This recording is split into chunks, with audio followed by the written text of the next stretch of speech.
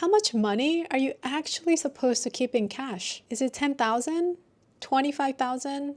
6 months worth of expenses, a full year? Because depending on who you ask, you'll get a completely different answer. And I actually think asking what's the right dollar amount is actually the wrong question, because $30,000 could be a massive emergency fund for one person, and it's dangerously small fund for someone else. What matters more is understanding how much it costs to keep your life running, how stable your income is, and how many people are depending on you. Whether you're single, married, have a family, or supporting somebody else, or just trying to figure out when you finally have enough cash that you can start investing more aggressively. Part one, it's not about your income. The first mistake I see is people sizing their cash savings or emergency fund off of their salary. Someone makes $150K and figures they have to save what?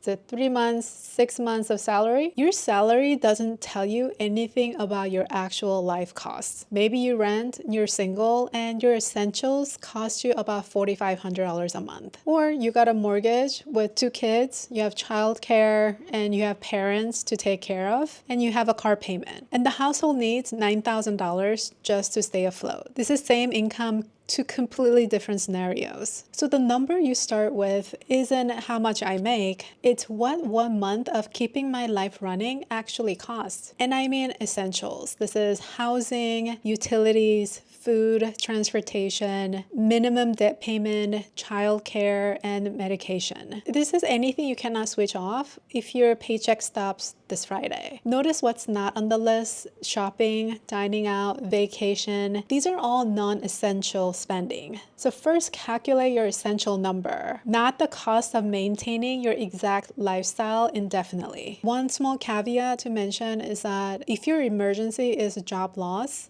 you don't just lose your income, you also lose health coverage, and that is a cost you should also think about when you're putting together your emergency fund savings plan. Part two, 3 buckets. A lot of us make one savings account responsible for all of our spending. That includes our emergency fund, savings for vacation, Christmas fund, home renovation. Some of these expenses aren't emergencies, and you already know these expenses are coming. So I think about cash in these 3 buckets.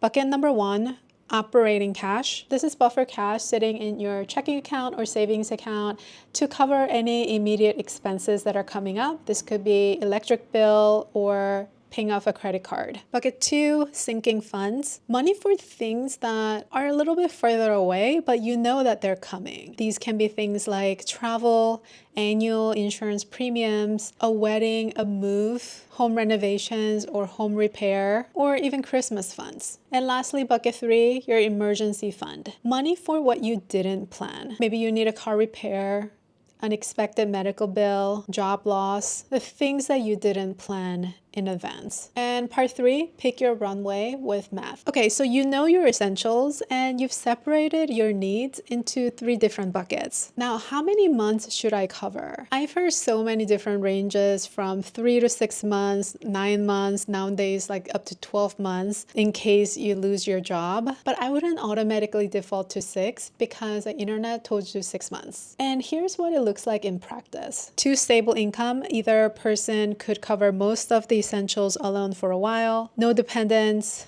good insurance, jobs you're confident you could replace. Say your essentials are $4,500 a month, 3 to 4 months is real breathing room. So 4 months times 4,500 is 18,000. And then middle risk, maybe you're single, so there's no second income, or one income covers most of the household. You own a home, you've got kids, or ongoing healthcare costs. So you have essentials of $7,000 a month, 6 months of runway, that's $42,000. And the higher risk, you are the sole breadwinner, or your income is commission-based or self-employed. You're in either a specialized or senior role where replacing your income is realistically longer than 3 months. You're supporting kids and parents at the same time. It may take more than 6 months to even find another job. In that case, with essentials of $9,000, and 9 months of runway, that's $81,000. And that's the entire point of this video.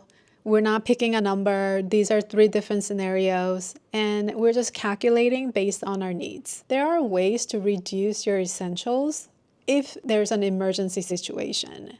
You can move in with your family member, you can downgrade your car. So don't think that what you're currently paying for essentials has to be your number. Part 4, save or invest. Now the questions I see the most. Should I finish saving my cash before start investing? You will hear invest as soon as possible. You also hear 6 months of expenses first. And here's how I would sequence it. If you're starting from zero, start saving $1,000. Don't worry about your essentials or calculate how much you need for 6 months. Once you have the $1,000 and you have high interest credit card debt, start paying those off first. Once you've saved $1,000 and paid off your high interest debt, that's when I would split the extra money. Some to your savings account and some to your long-term investing. Once you hit your full cash target, redirect everything to the investing. So your phase 1 is 1,000, then kill high interest debt. If there's employer match, take the 401k match. Phase 2, build cash and invest at the same time. Phase 3, once you hit your cash target, invest more aggressively. Part 5, where should it live? Your cash fund should be in a high yield savings account, safe,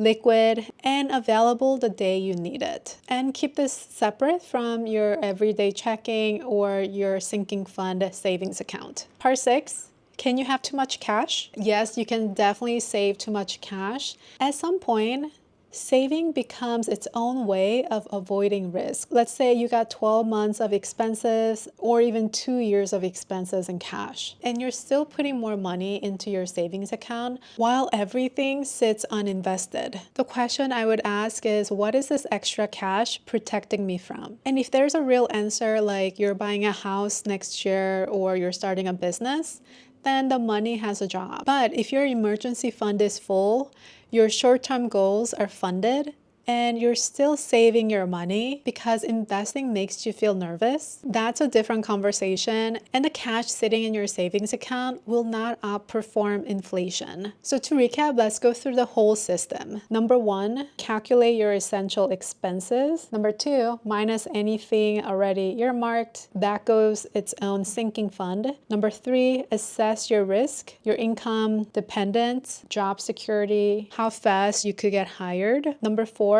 pick your runway, 3, 6, 9, 12 months. Number 5, monthly essentials times months of runway equals your number. Your cash buys you time and options and ability to make decisions without feeling pressured. And having cash in your savings will relieve some of the pressure you feel when emergencies happen. If this video was useful, please hit the like button and subscribe. That will help me a lot. I'll see you in the next one. Bye.